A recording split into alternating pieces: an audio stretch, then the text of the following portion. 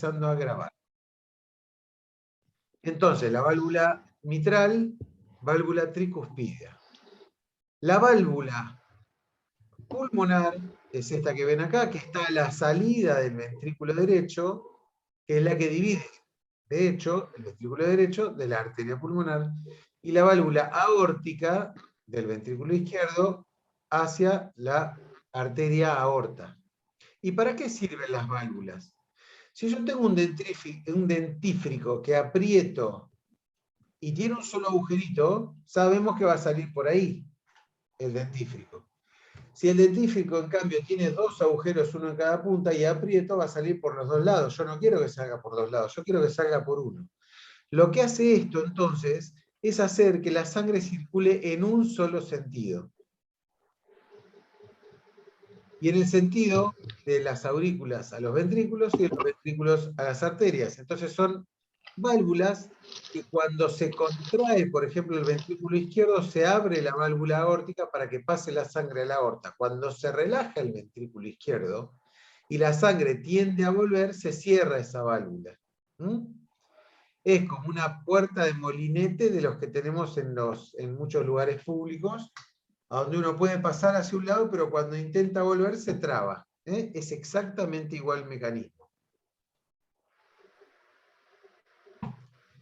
Cuando hay una de estas válvulas que no sella en el cierre, llamamos una insuficiencia valvular. Y lo que sigue es decir insuficiencia aórtica, insuficiencia mitral, insuficiencia tricuspidea o insuficiencia pulmonar. Cuando en cambio se achican y se hace muy chiquitito el orificio por donde pasan, se llaman estenosis. Estrechez es lo mismo que estenosis. Y entonces uno dice que tiene una estenosis mitral, estenosis aórtica, estenosis pulmonar o estenosis tricuspidea. Y son situaciones patológicas. A la aurícula derecha llegan las 4 venas pulmonares. Perdón, está mal. No me di cuenta. A la aurícula derecha llega la vena cava superior y la vena cava inferior, con el ostium o desembocadura de cada una de ellas. Aurícula derecha. A la aurícula izquierda le llegan las 4 venas pulmonares. ¿Sí? Acá tenemos las 2 derechas y las 2 izquierdas. Del ventrículo derecho sale la arteria pulmonar, que se divide en 2 ramas. Fíjense que la rama derecha pasa por debajo del callado aórtico. ¿Vieron los motores de la Chevrolet C10 modelo 70? El motor se lo ve adentro del capot, uno abre el capó y entran 8 personas dentro del capó, porque es el bloque del motor, el múltiple de escape, el carburador, la bobina y nada más, y el tacho de agua. Ahora uno abre el capó de una, no sé, de una RAM, y es todo motor, todos caños amontonados, es un quilombo infernal. Así es esto. Tiene que entrar en el mediastino todo esto. Por lo tanto, fíjense cómo se entrecruza todo para que ocupe menos lugar. Es un montón de estructuras todas compactas en un pequeño espacio. Y por eso vemos que en un esquema se ve todo separadito y espectacular, pero cuando pasamos a la realidad vemos que está todo mezclado y una cosa contigua a la otra. ¿Vieron cuando vemos los esquemas de que veíamos la clase pasada del intestino, de las arterias? Bueno, está todo en una bolsita metido, todo compactado uno contra otro. Entonces, por eso, cuando uno tiene dolor en el flanco derecho, en realidad pueden ser, no sé, 3 o 4 órganos diferentes los que puedan estar afectados, ¿sí?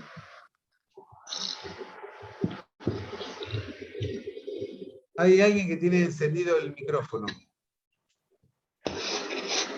Guadalupe, sos vos, ahora sí. Sí, perdón, profe, se me activa cada rato, perdón.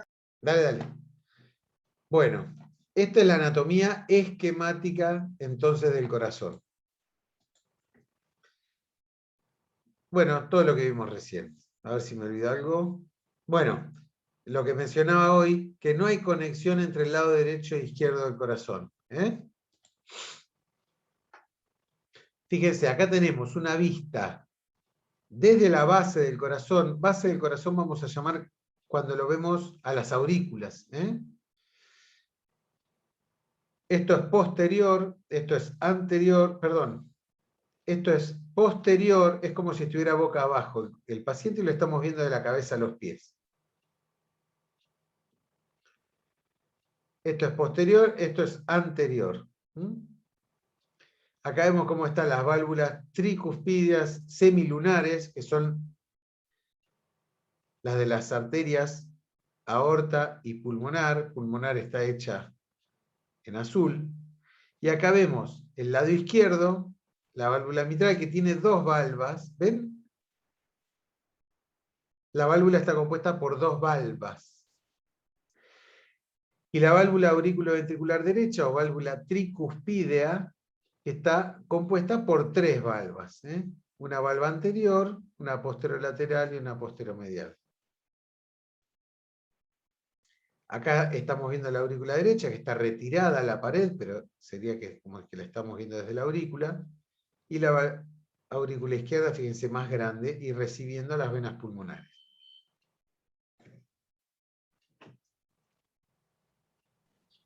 Profe, una pregunta. Sí. Por ejemplo, sístole y diástole. Ahora, sístole con una contracción. Es cuando entran a la aurícula. no, ahora vamos a ver. Listo. ¿Ven los músculos papilares? Esto es tejido muscular, ya tendiendo a ser más fibroso, con tejido conectivo, y las cuerdas tendinosas que sí son tejido conectivo fibroso, en blanco. Las válvulas, ven que todo va hacia las válvulas, y es para permitir que cuando se contraiga tironee de un cable de otro como si fuera una marioneta. Lo que hace es que ceda hacia acá, pero se tense cuando tiende a irse hacia arriba. En este caso la aurícula derecha, izquierda y ventrículo izquierdo.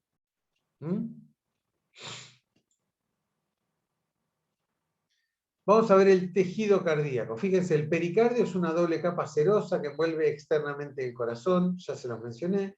El endocardio, del otro lado, hacia adentro, es endotelio simple que tapiza el corazón por dentro. Y el miocardio es el tejido muscular, formado por tejido muscular cardíaco, y que su característica es que es autoexcitable. Aunque no lo estimule nadie, se va a contraer igual. Es una característica muy, muy, muy llamativa de este tipo de músculo. Fíjense.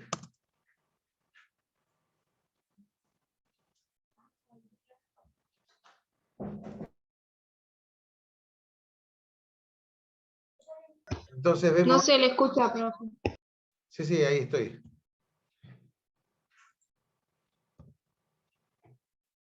Fíjense, cuando hay un infarto puede ser transmural, cuando abarca toda la pared ventricular, o subendocárdico, cuando solamente el infarto le llega a la parte más interna. Bueno, un chisme, no sirve ahora.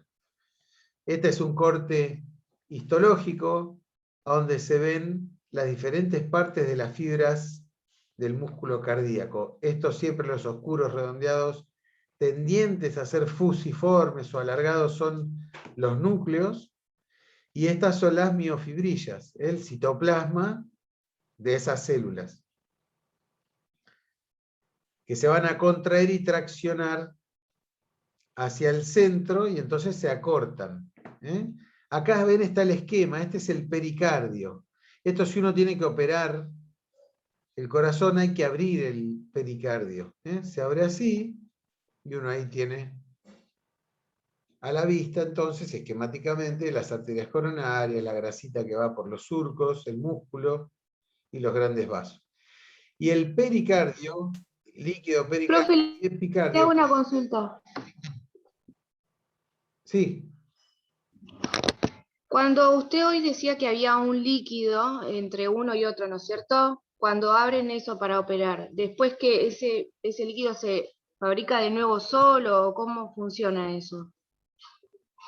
En realidad, se lo digo rápidamente, cuando uno abre el pericardio para operar el corazón, después no se lo cierra herméticamente, porque si sangra eso que operamos, se produce un hemopericardio, que es la acumulación del líquido de sangre en el pericardio, y puede provocar que quede quieto el miocardio, porque no se puede distender, y provocar un taponamiento cardíaco. El taponamiento cardíaco es esta situación brusca de acumulación de líquido en este espacio que no deja, o sea, el corazón se contrae y cuando se quiere volver a llenar no puede porque hay un líquido que no lo deja llenarse. Entonces, básicamente, la respuesta es que no se cierra del todo el pericardio cuando uno opera el corazón. Pero ven, son escasos mililitros de lubricación nada más que tiene que ver ahí. ¿Mm? Entonces, cuando hablamos del funcionamiento del corazón, hablamos de sístole, es la contracción del músculo cardíaco, y lo que hace es expulsar sangre. Y diástole es la relajación del músculo cardíaco, que lo que hace es llenarse. Puede haber una sístole ventricular o una sístole auricular. Las aurículas en realidad se les llama patada auricular porque tiene una mínima contracción. Son muy finitas, tiene muy poco tejido muscular. ¿Y por qué tiene poco tejido muscular? Porque en realidad es como que cuando el ventrículo, que sí es mucho músculo, se distiende, se relaja, es como que pasa sola la sangre de la aurícula al ventrículo. Y la frecuencia cardíaca es el número de latidos por minuto. Depende de la edad, del sexo, del estado físico. ¿Qué quiere decir? La edad. Los niños tienen una frecuencia cardíaca mayor que los adultos. El hombre tiene una frecuencia cardíaca menor que la mujer, sobre todo si ésta está en un estado de embarazo, a donde aumenta más la frecuencia cardíaca. Y el estado físico, en los atletas, el corazón suele agrandarse fisiológicamente y baja la frecuencia cardíaca. El rango de normalidad, sin tener mucho en cuenta estas cosas que acabo de mencionar, es de 60 a 100 por minuto. Y en el ejercicio puede llevar a 150 o 200. Una pregunta. Sí, ¿Es bueno o es malo que se agrande con la actividad física del corazón? ¿O no influye en nada? es bueno cuando está compensando la actividad física, pero hay una situación que se llama hipertrofia ventricular que pasa a ser dañino porque el corazón crece mucho sus músculos, pero no así las arterias, y entonces empieza a existir la posibilidad de que ese paciente sufra un infarto por hipertrofia ventricular. Hipertrofia quiere decir agrandamiento del tejido muscular. Hipertrofia muscular del corazón. O, fíjense, esto que está en el medio se llama tabique interventricular. Y en realidad depende de esto la peligrosidad de que se agrande mucho el corazón. De que se agrande con hipertrofia. Si se pone muy grueso el tabique interventricular, puede tapar la salida de esto, de la aorta, y provoca una falla cardíaca brusca. Porque el corazón cuando se contrae, vieron que cuando se contrae el músculo de esos fisicoculturistas se agranda, se pone así más tenso. Cuando se contrae el tabique interventricular, que está anormalmente grueso, puede tapar el cono de salida hacia la aorta y provocar un paro cardíaco. Entonces, fíjense, dos cosas ya les dije de lo que puede ser una hipertrofia ventricular anormal. La isquemia,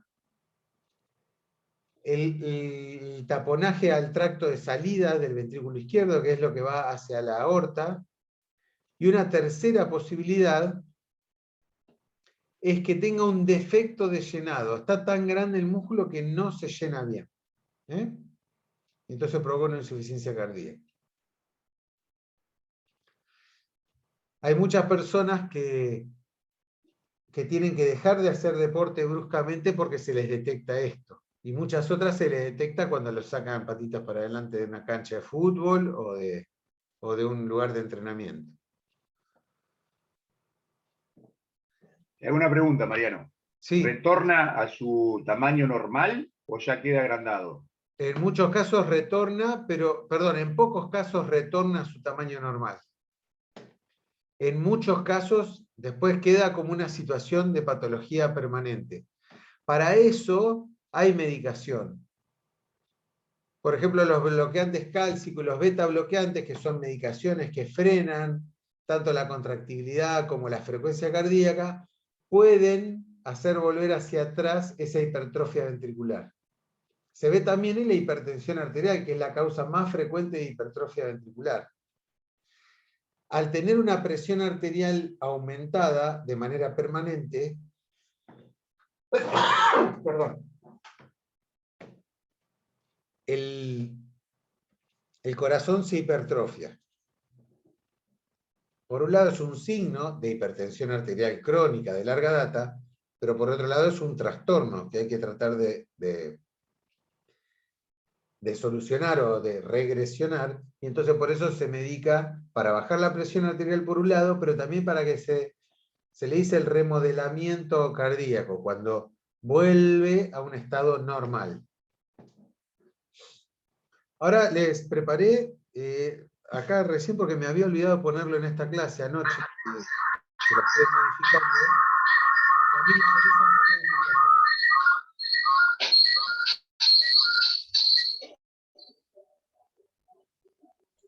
La fórmula de presión arterial, que ahora en un ratito se las muestro. Fíjense,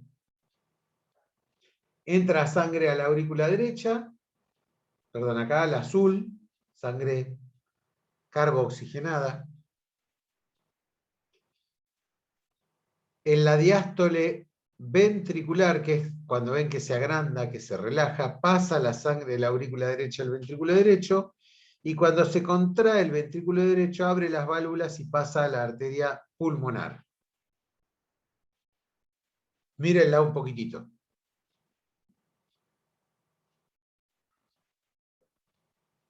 ¿Hace todo en el mismo momento? O sea, entra y salen.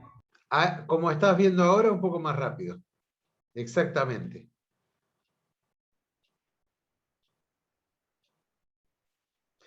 Y del lado izquierdo pasa lo mismo. Entra sangre oxigenada a la aurícula izquierda. En la diástole ventricular se llena de sangre y cuando se contrae sale hacia la arteria aorta. ¿Qué pasaría si esta válvula mitral, por ejemplo, no cierra bien cuando está la sístole ventricular? La sangre va a ir a la aorta y va a ir a la aurícula izquierda.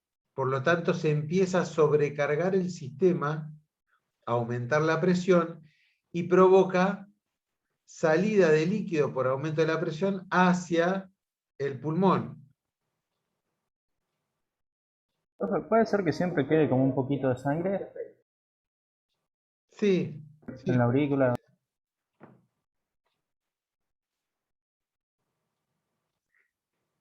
Vamos a llamar descarga sistólica a la diferencia de sangre que está entre la diástole y la sístole. ¿Qué quiere decir?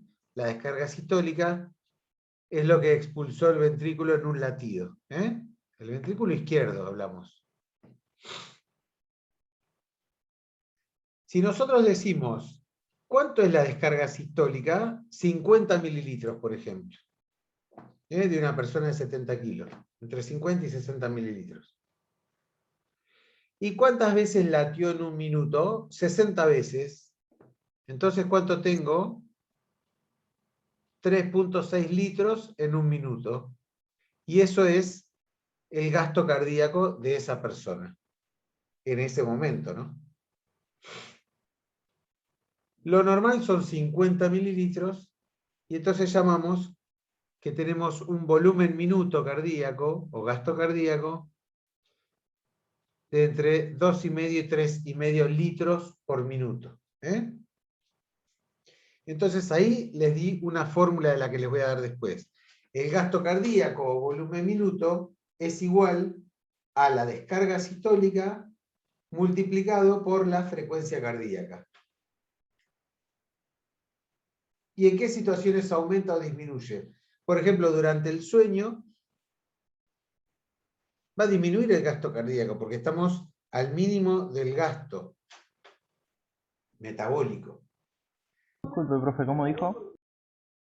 Que el gasto cardíaco va a disminuir, o volumen minuto, No, lo otro. durante el sueño. Va a estar disminuido porque nuestro gasto metabólico está muy disminuido.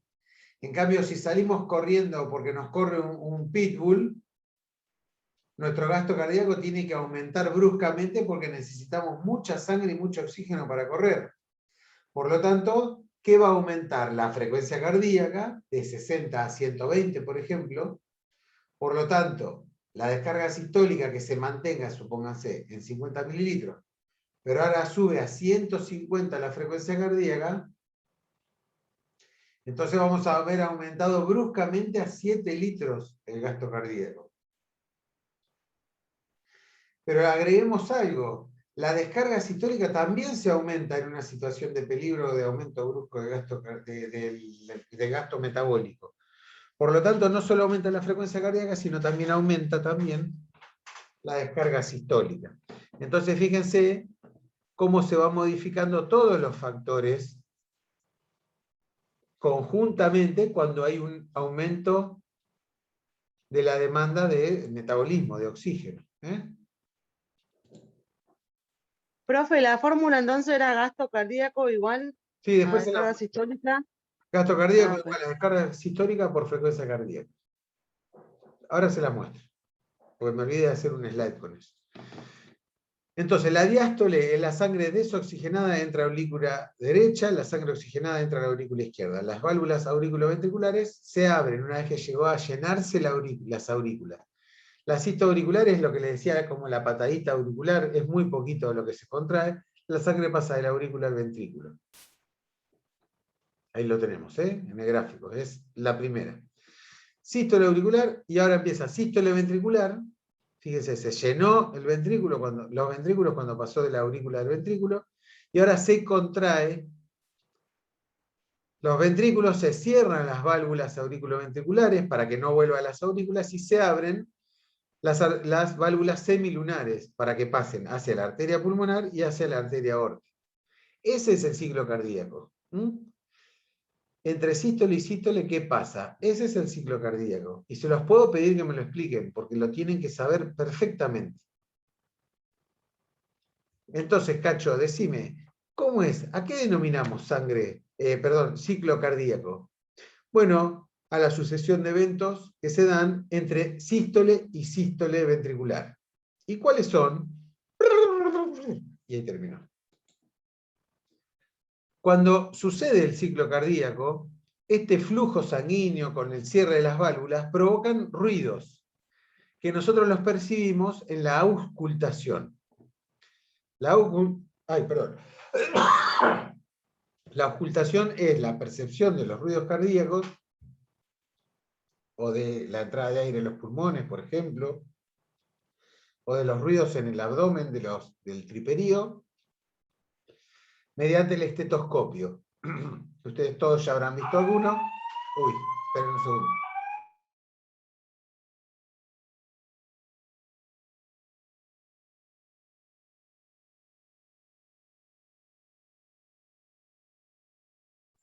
Me sonó la alarma. Bueno. Entonces, ¿te acuerdan de eso que hace? Todos lo habrán escuchado alguna vez, aunque sea por curiosidad. En cada ciclo cardíaco se perciben dos ruidos, el primer y el segundo ruido. Y estos latidos o ruidos cardíacos son por la apertura y cierre de las válvulas.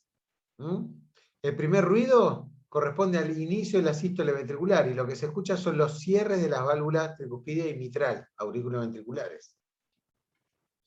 Y el segundo ruido se produce al inicio de la diástole ventricular, se cierran las válvulas aórtica y pulmonar. ¿Sí? Cuando se tensiona, hace tuc, el ruido como una soga cuando uno la tensiona bruscamente, y ese ruido que hacen los músculos papilares y las cuerdas tendinosas son las que provocan el ruido. Y definimos pulso como la onda de presión producida por la sangre al salir del corazón, que se transmite a lo largo de los vasos sanguíneos, las arterias, y se perciben las arterias más superficiales, en la muñeca, en el canal bicipital interno, en el hueco axilar, en el cuello, en las ingles, en el hueco popliteo, en la región retromaleolar interna de los tobillos, el pulsopedio hacia externo del tendón extensor del hallux o primer dedo, y en el abdomen se puede palpar el pulso en personas muy delgadas o en personas que tienen un flor de aneurisma de aorta abdominal, que es la dilatación patológica de la aorta, y entonces también se puede producir la palpación del pulso. Entonces, si vamos para atrás, a ver si puedo ir para atrás, ahí. Tuc, tuc, tuc, tuc, tuc, tuc. Primer y segundo ruido. Primer ruido cuando inicia la sístole, segundo ruido cuando inicia la diástole ventricular. Un soplo en el corazón sería como, se escucharía así, como un ruido también silbante o algo así, ¿o no? Cuando nosotros vemos el comportamiento de un fluido cualquiera, nosotros tenemos, por ejemplo, con una manguera, cuando vos abrís la canilla y no hay mucha presión, vieron que sale el chorro perfectamente ordenadito, lindo, formado. Cuando nosotros le enchufamos un regador, se rompe ese flujo laminar y se convierte en un flujo turbulento. Nosotros a veces vamos al río y está todo planchadito, el río está circulando. Tiene un flujo laminar, ordenado. Eso se los prometo para la próxima, lo vamos a ver porque es importante.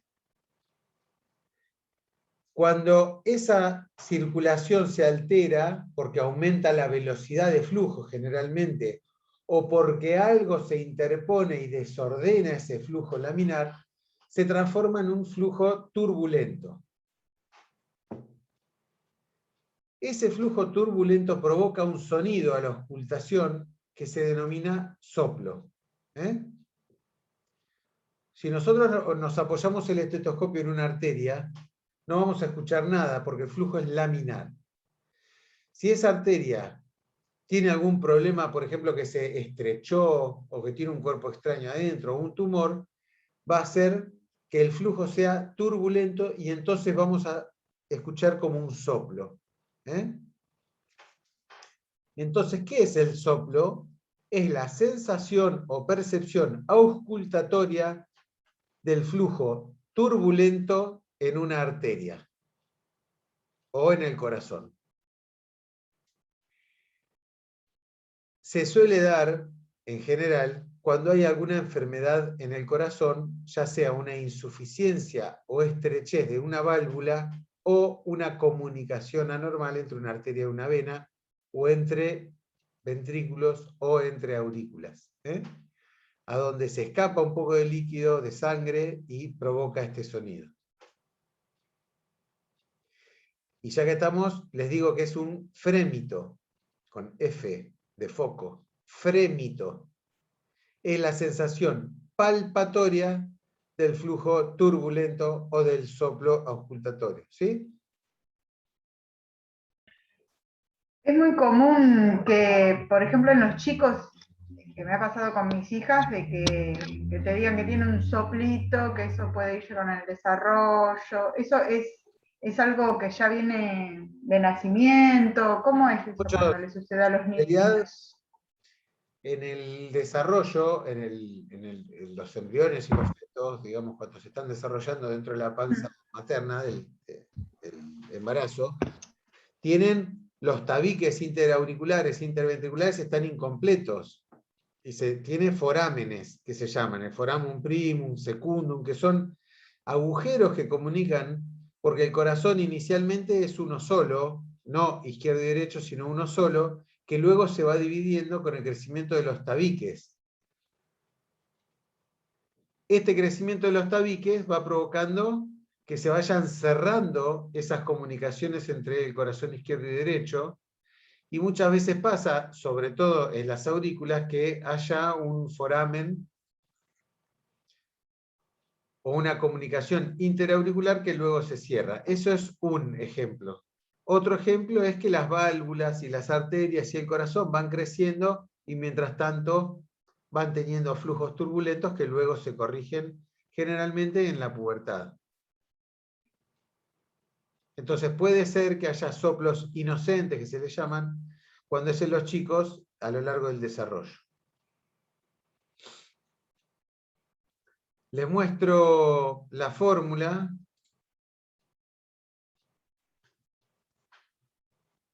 Y la fórmula de tensión arterial también. ¿Ahí ven bien? La tensión arterial que nosotros tomamos con un manguito, ahora lo vamos a ver después en un gráfico, es directamente proporcional, se denomina a que un valor aumenta con el aumento de los otros valores, ¿sí?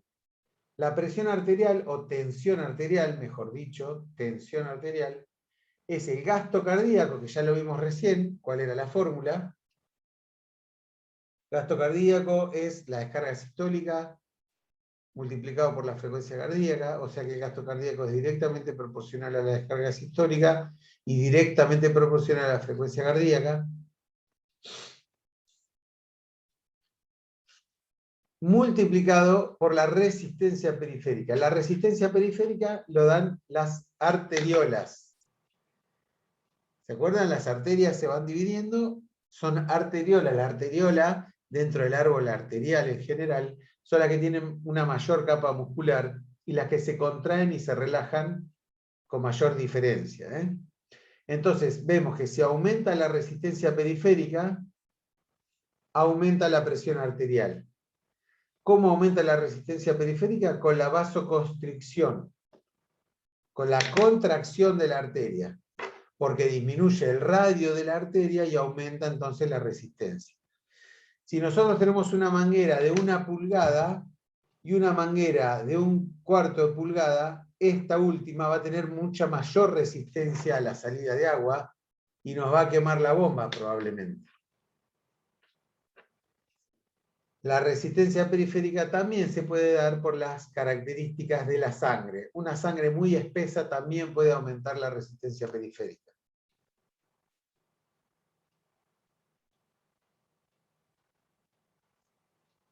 Y la presión arterial va a aumentar si aumenta el gasto cardíaco también. Entonces nosotros podríamos alargar esta fórmula poniendo en vez de gasto cardíaco, descarga sistólica por frecuencia cardíaca por resistencia periférica. ¿Sí? Esta pavada escrita con fibrón es totalmente vigente a lo largo de toda la práctica médica, de enfermería, farmacológica, porque toda la enfermedad y tratamiento de la hipertensión arterial trabaja sobre esto. Profe, ¿y cómo se mide la resistencia periférica? No. Nosotros vamos a tener parámetros clínicos de resistencia periférica cuando tomamos la presión arterial y medimos la presión diastólica. Es una referencia equivalente a la resistencia periférica. ¿Eh? Se va a cortar, profe. Bueno, sigamos igual, ¿eh? Recreíto, ahora cuando se corte, recreíto de 2 minutos, ¿eh? Que ya nos queda una tercera.